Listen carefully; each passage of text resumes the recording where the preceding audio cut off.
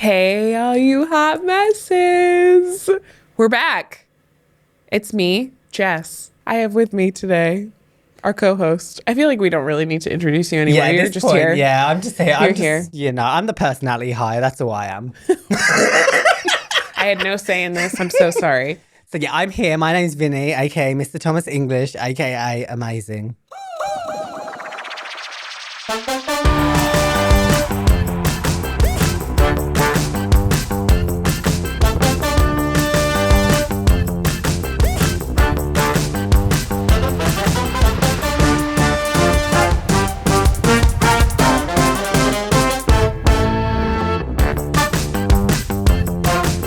Okay, so our hot take this week is professional development. We've all sat through professional development before, but when professional development is run by a former teacher.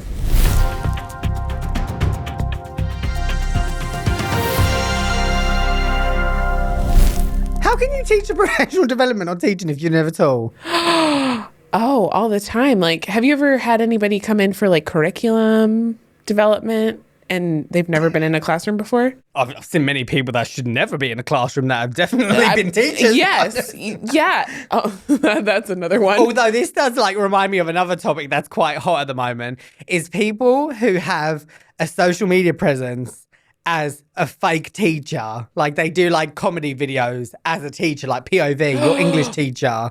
I've seen a few of them actually doing it where they do ads on apps that teachers should use in their classroom. No. Or have done professional development. No. And I'm like, what? I saw one and they were doing it about this app. They're like, oh my gosh, all my students are using this because they did it in their role. No. And I was like, mate, there is not enough money to make me do that.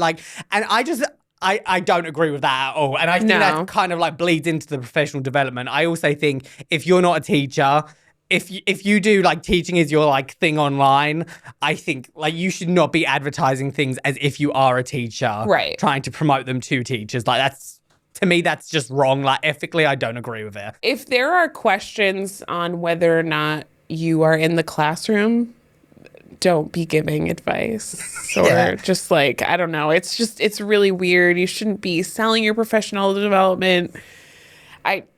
This is a messy one just because I know people who do this and I think it goes hand in hand with what you do though. I think, what is it that you're doing a professional development on? I think it's if you're doing say for instance, you are a teacher that's got into a different career path where you specialize in a certain thing and you're still actively engaged in that community and you want to share your thoughts on it. Right. Or say for instance, if you're a former teacher, but you have a child that has, say for instance, if you have a child that has an IEP, that's your child, and you both were a teacher and you've been on the teacher side of it and you've been on the parent side of it. Yeah. And you want to share your experience, then yeah. But I think it's when you have a teacher that's been not even in the classroom for several years and is coming in and saying this is how you behavior manage a class. And it's the students that teachers have in classes today, post-pandemic, are a completely different type of student than were in the class pre-pandemic. Absolutely. I would never go into school. I did the pandemic teaching, we did the online teaching, I did the hybrid teaching. And we kind of talked about that earlier off mic, but the hybrid teaching and then going back into full classroom mode, that was a lot. And I can't imagine people who left during online teaching coming in to teach a class on classroom management now because it's totally different. These kids are not the same children that you had in your classroom. I wish they were, but they're not. And not to mention, and this is a hot take, and people are going to get really pissed off with this, but the amount of money some of these people are getting paid to come in for 1 hour to tell you how to teach when they are not in a classroom is more than you make in multiple weeks of actively teaching 40, 60 hours a week. And that's what annoys me the most. That's why, like, I've had a few people reach out to me, be like, oh, would you do this? Would you do that? And I'm like, I don't. Like, the moment that I left teaching, I was like, any, like, commitments I had with professional development, I was like, I do not want to do. Right. Like, by all means, like, I'll happily come and do a comedy set. I'll happily come and, like, guest on a podcast where I share my experiences. But I'm not going to come and, like, where teachers are forced to be there and it's like, if you don't show up, then you get this, you get that. Right. I'm not going to do that because to me, I'm like, that is a waste of both the school's finances and the teacher's time. Professional development in general is... In order to give in order to give professional development, you should probably be professional and be ethical in what you're doing. I think that's a large... It's part of the, professional development. Yeah. But I definitely think there is just... I think the best professional development I've ever had is when they literally say professional development is cancelled. Use this time to collab with your 1,000%. department and get ahead of all your stuff. The amount of times that I would never have time to practice or even talk with my team about, the professional development that we just did, or even like go through the brand new curriculum that they just threw on our desk.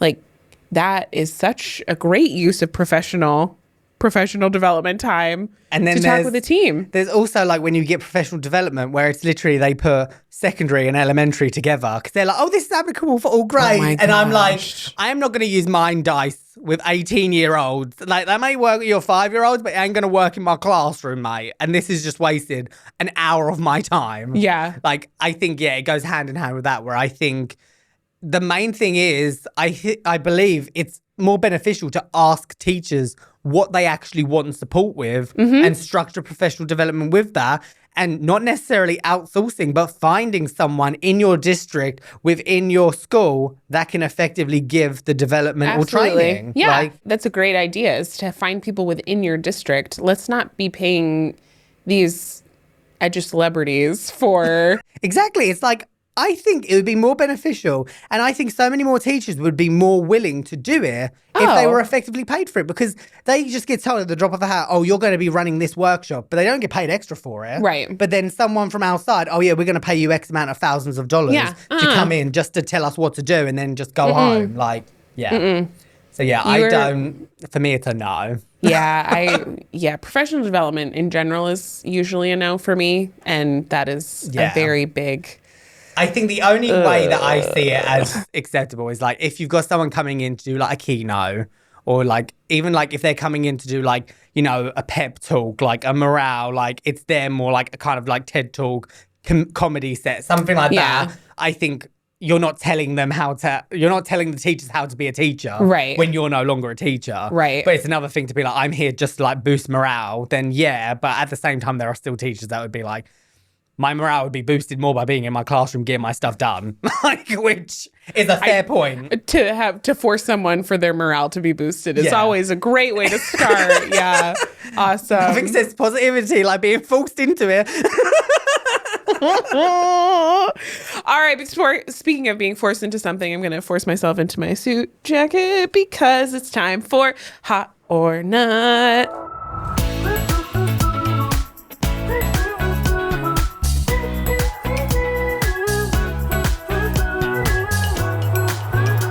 So now we're on Hot or Not, the part of the week where when something's hot, I'm going to say that it's good, and when something's not, I'm going to say it's not good. That makes sense to me. Remember, that's hard. That's not. That's hard. That's not. As you can tell, I was clearly a singer in a previous life. Mariah Carey ho. So this is the part where I go over one thing that I like in education. These can be abstract things. I'm not going to lie. I just pull these ideas out of the where the sun don't shine. And then one thing that's good. So this week in the not section, we have... What do we have? Teacher drama. Teacher drama. Oh, okay. In the not section this week, we have teacher drama. Not hot? No.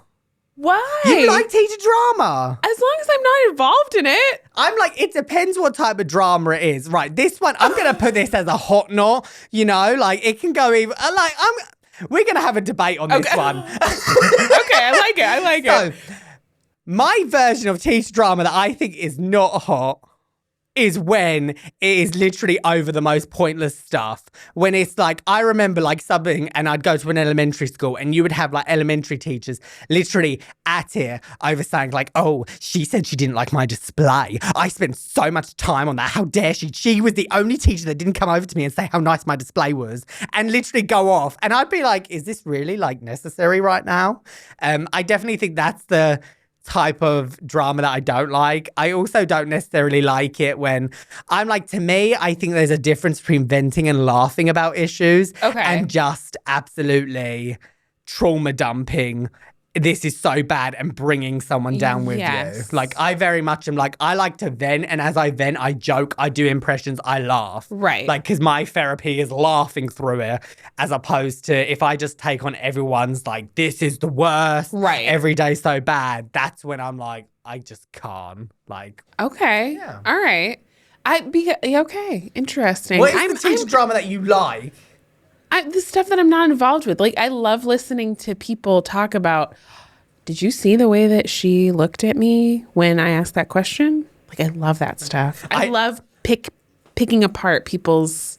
I do I low-key love it though when like a student will tell you something about like a teacher, but obviously you're not going to spread it or anything. And then they'll tell you and you're like, okay, let me see. And then the next thing you know, like they'll say like, oh, the teacher did this, and you're like, you're lying. There ain't no way. So you like obviously put it down. And then like you go to like lunch and someone's like, yeah, did you hear so-and-so got pulled into the office? And you're like, oh my gosh, the stars are aligning. Yeah. Well, okay, so can maybe be the hot? Is that the hot this week? I think let's just put it here. When it's juicy, it's hot. When it's brittle and dry and bleak and depressing, it's not. Yeah. So yeah, I it's would all say about that the attitude. one. Yeah, that one is it's a hot and not, hit and miss. So wait, so what is hot this week then? This bleeds into my hot. Teacher besties, but especially unexpected teacher besties. Oh, I love this. I think there is nothing better than when you like start teaching, like, and you know, you come out of college where you're used to being with people your same age, and then you go into a school and you have such a variety. Like, I remember when I started, I think there was only like a handful of teachers that were under the age of 30. Oh, yeah, if that. And I remember being like, oh my gosh, I'm like 25 and like I'm at lunch and people are talking about their kids and all of this. And I'm just like, I don't have kids. Like, I can't even look after myself. And I'm like looking after kids in my classroom. This is very worrying. Yeah. And I just remember like walking in and being like, I don't see myself ever having like any teacher friends because like everyone's an adult and I'm not. So I think for me, one of my favorite things is I always say like my teacher bestie, Sharon or Shazza, she is literally, I feel like the stars have like come aligned. Her full name is like Sharon Leslie. My mum's name is Leslie.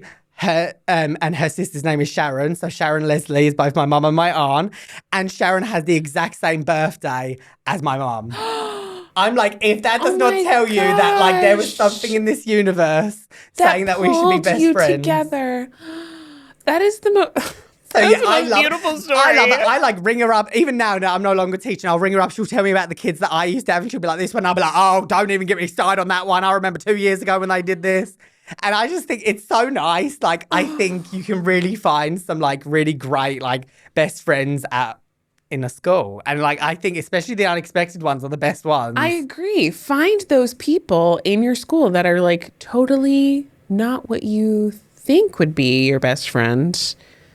But because I do. I had a wonderful, wonderful teacher that took me under her wing. Aww. And she was not what I expected as my teacher bestie, but she would let me come into her classroom and cry. Or laugh. Yeah. Or laugh. Just cry every day. Just cry every single day. Or just like, I don't know, like there's something about... I remember at the end of the day, because bless her, Sharon is like the type of person, she'll be at school till 7 o'clock at night. And I'm like, Sharon, come on, you need to get out of here right now. Like, because she would just be like, I'm not leaving till I get everything done. And I'm like, then why are you taking home all of this work as well? Like, you are. Yeah. But I love Sharon, but she's a talker. And like, I reciprocate the energy I get. So I would go to her classroom at the end of the day. And then I would be in there for an hour just literally talking mad crap for no reason. And then my wife would like ring me and be like, where are you? And she'd be like, it's midnight. Did Sharon get you? She As a matter of fact, we love Sharon. We love Sharon. All right.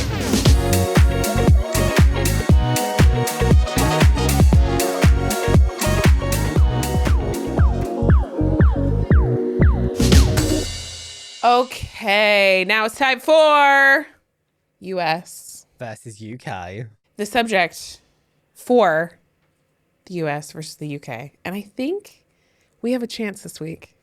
I think the U.S. has a chance this week. It's very hit and miss. Oh, what? Okay, I'm just gonna dress code and uniforms. I'm going to disclaimer this by saying this is one of the most controversial topics I have seen. Like when I do my British versus American videos, these are the ones that like millions of people like view. Really? Like it is like, I don't know why, but it is such like a controversial topic. Like, Okay, are we without talking about students or are we talking about teachers? students? Okay. Yeah. Okay. So explain for the viewers, what is the American dress code like? I don't know that there is one. I feel like it's a self-expression. I feel like every school is different where you obviously have to, don't come to school in a bikini or naked. But I feel like I can summarize it up in one word, and it's a very controversial word. It's sexist. That is literally all it is. 1,000% Like the only dress codes that apply are to females. Yeah. Of being like, oh, no spaghetti straps, no like all of it is literally targeted towards the female students. Oh no, absolutely. And I think that's one of the things that like annoys me the most with it. It's like, okay, but like I think because there aren't any like really strict guidelines apart from the ones targeted at females, it's like it's the act of rebellion you get as a teenager. Where like these girls are gonna be like, I want to wear this. Like, what? I'm not allowed to wear this, but this guy's allowed to wear whatever he wants. Right. And then it's like it's this repression of being like, oh, be free. We want you to express yourself. All of this, but then in the same breath they're saying, oh, but your shoulders are so distracting. Like, who cares? Like, right.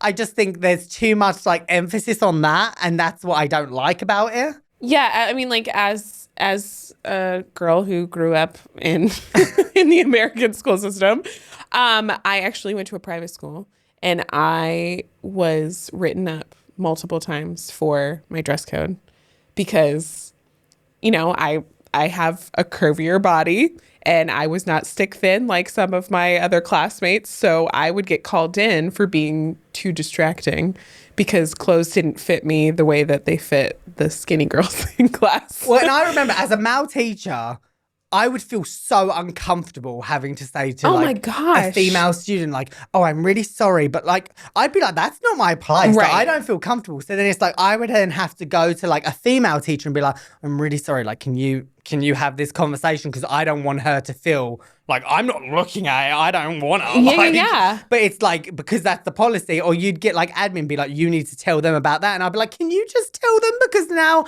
I'm in a really awkward position where I have to have an uncomfortable conversation and I don't even feel comfortable doing this. Like, right. Whereas like, I think in England, it's very much, there is like such a rigid dress code. But then I think that bleeds into professional dress in England compared to America is a completely different scope. Yeah. I'm like, even now, I've lived here for like over 4 years, and the way I dress is so casual now compared to where I go home, to the point where all my British friends are like, oh, you've really let your fashion go. Like, you used to be like sharp and now you just wear whatever. And I'm like, okay, thank you. But then I look back at pictures and I'm like, I remember teaching in a suit with a tie, and when I'd go out, I'd be like, right, I want to wear like a button down. I want to look completely put together and professional. Like, even our clubs, you can't get into a club wearing sneakers. Like, they're literally like, some clubs, you're not even allowed to wear jeans. Like, sometimes you can get away with it, but they're like, you need to wear proper shoes. You cannot wear trainers. You need to go home and polish your shoes before you come dance in our club. They'd be like, oh yeah, before you get on like the £2 like vodka revs, whatever it is, you need to make sure that you're wearing some appropriate shoes. Like, it would, yeah. Wow. And they would like flag you up. Like, you could get away with like, if you had like black sneakers. They would dress code you? Yeah, in a club. Like, so I think that's why the schools like do it, because it's so like in British society that you have to look professional. And I remember once I was teaching and I forgot my tie, and like my assistant principal came up to me, like this was in England, and was like, that is just not good. That is such a bad impression. Like you need to get that fixed immediately. Can you imagine a principal saying that in America to a teacher? Going up to a teacher that's wearing a t-shirt that says Hoagies for life, being like, love your shirt, brah. I do think though, because I remember in England when we would have like these uniforms, we would do uniform checks where if, say, admin did a walk around and they came in and they saw a student out of dress code and they did not have a slip that said why they were missing like their sneakers and like their shoes, their tie, anything, you would literally get in trouble for it because they'd be like, you're not setting expectations in your classroom. And you would have to line all your students up before bringing them in and check their uniform, which was just so time consuming. So it's like, I think that's too extreme. But on the other hand, you then have the issue of in some American classrooms, like I remember my first year, kids just coming in with blankets. And I'd be like, we're here to learn. Like, what? You're like snuggled in this massive blanket. I'm like freezing my tits off up there. And you're there like, oh, yeah, so snuggly, like trying to like sleep on my desk. And I'm like, mate, what is this? Wow. Okay, so English or UK students, did they all wear the same thing? Like, was it the same uniform? Okay. And like a lot of people say that the reason for it as well is because where it's the same uniform, it's pretty much like it. You can't really look at someone and be like, oh my gosh, you're wearing branded clothing versus you're not. But it's like on the flip side, it's like some of these uniforms are so overtly priced and expensive where they'll be like, you can get this specific school uniform from this store and the store charges an absolute fortune for it. And like you have to have like the school crest and logo on everything. Oh, wow. So yeah, I think there are times where I'm like, I think it's too rigid, but I do think that it's less distracting having like a set uniform, but it's also like so much more work and so time consuming that just takes away from the education. Yeah, absolutely. Absolutely. So did the US win this one? Come on. I think the US is nicer. Come on. I think there are definitely still flaws in the system. We don't get dress coded at the club. Come on. And just a side note as well, when they do, this is what I find insane, and I've done this in videos and people find this hilarious. In England, they'll do non-uniform days where you'll have to bring in £1 and pay to wear non-uniform. And literally, like, they'll be like, oh, it's for charity, it's for this, for that. And it literally... Is it like Jeans Day for... It's like... But yeah, they'll be like, okay, we're doing a non-uniform day, pay £1. And they will still dress code you on non-uniform days. Where they'll be like, we're doing a non-uniform day, but no tricked ya. Like no hoodies allowed, because there's a whole like subculture of like teenagers in England that like wear their hoods up, and they'll be like, oh no, they're wearing hoodies, and there's like negative associations with it. So they like schools will be really anti-hoodies in school. Because they're like, oh, if you go around in public wearing a hoodie, and like you work at this, like it's ridiculous. US. I don't understand how it makes sense. US wins. I think the US. US Yay, wins America!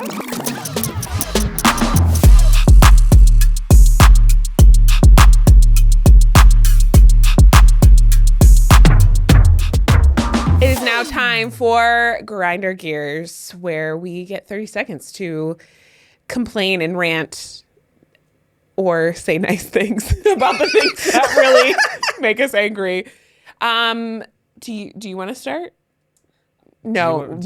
I'm not following you. Okay. That's not happening. That was a dumb question. Sorry. You should be my support opener. I'm a little appetizer for you. Okay. Okay, Jess, your topic is people who stand up the moment a flight lands. How do you feel? When people stand up when the plane lands, don't. We're all waiting there to get off that horrible tube in the sky. Just sit down and wait for a couple more minutes. We've all been sitting there for a while. Just sit down and wait. And then you've got the people with their crooked necks, and you're like, should I step out of the aisle? Like, you look uncomfortable. Should I help you? No, it's not my responsibility. Sit your butt back down in your seat and wait for the captain to say, stand up. That's where I'm at. I had this one woman stand up the other day. Are you going to take my rant over? No, but this woman stood up. She had a child in hand. The child's legs were kicking me in my seat as she was stood in the aisle. I was like, I will knock your child out. I will. Try me. She didn't say anything? She didn't say anything. Like, I turned round, like I made a big gesture. Like that's what we do as Brits. We don't necessarily call it out, but we'll make sure that it's very animated that we are annoyed. So I turned around and I was like nothing, did not respond to me. I was like, I will fight you. I will fight your toddler. I may not be able to fight, but I will tell you that I can and then I won't. Oh gosh. Okay. Vinny, I'm very excited about this one for you. Everyone turn your volumes down probably a little bit. I feel like you're going to get really passionate about this one. Your topic is people who comment negatively on a positive video. I'm just like, what is the point? When I am posting a video doing an unboxing and I am literally uploading a video where I am getting a Disney item that I'm very happy about. And I'm like, oh my gosh, I got the one that I want. And then people are like, oh, was that funny? Oh, so funny. Oh, why are you so passionate about this? Maybe because I like my life and I enjoy what I do. Maybe you should try it once instead of coming onto a stranger's video and commenting negative things. You're the one that needs to look at yourself because I'm so positive that I would never imagine being so low that I would be like, oh, I need to come and knock this person down a peg or two. I feel like my hair should be blown backwards. I'm like, how are you going to? It's gonna go more. How? I could not imagine seeing someone be happy and be like, how dare they? How dare you wake up and see the sun today and smile? How dare you be breathing and enjoying that process? That happens all the times, though, in schools. Oh, yeah. Like, all the time. If you see a teacher having a good day, oh, what's up? What happened to you today? Right, when a teacher comes in and is like, you know, you've just literally had the class from hell, and they're like, oh, I've just had such a chill day today. Like, oh, my kids are just good for you. Yeah. Good for you. I can't wait till they tell you to F off tomorrow, Susan. Screw you. As the husband that's cheating on you. It's just the digital version of that, basically. Oh, man.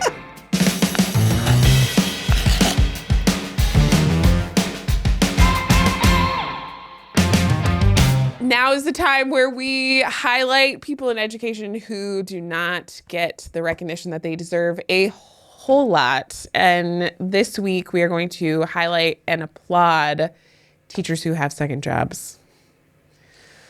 Oh my goodness. For the first 5 years, actually all my years of teaching, so my 9 years of teaching, I always had like a second, third, sometimes fourth job. I waitressed, I did TPT, I babysat, like I did all of the things to try and make ends meet. And it is not easy at all to go from your job that exhausts you and then go into another mode to make And I think what makes it even money. worse is it's such like a societal issue that teachers are paid so little that they have to get second, third jobs. Yeah. But then it's also like, as a society, they also shame teachers for that. Where it's like, oh, what, you're not responding to emails. Oh, what, you can't make this training because you have another job to go to. But it's like, well, if you want this to be a full-time job, you should be paying it like it's a full-time job. Absolutely. And I think it definitely, the amount of stress that goes into it. Like I remember just before I shifted over to content creation, when I was teaching and doing content creation at the same time, there is no point in that day where I get to just be myself and not think about work either here or there. Mm-hmm. And I just think it's such a shame that that's what we need to do as a society. Yeah. Is like, oh, if you teach, like, that's fine. But unless you have like a partner that can support you 9 times out of 10, you're going to have to get a second job. And yeah, I just feel like anyone that's going through that, I just really want to highlight, you are doing amazing. There is no way you can balance everything that you need to balance. And if no one's told you lately, you're absolutely a rock star, as the Americans say. Or I'll just say you're banging, basically. Banging. 10 out of 10. Stunning. Yes. That's the highest form of compliment for Vinny if he says stunning. Oh, I love it when someone's stunning. So, teachers who work second jobs, stunning. This has been a hot mess teaching express episode. One more for you. And we will see you next week. Please make sure that you're following all of our social channels. YouTube, Facebook, Instagram, TikTok, all of the ways in which this podcast reaches your ears. Please share with other people who are hot messes or not. And we'll see you next week for the Hot Mess Teacher Express.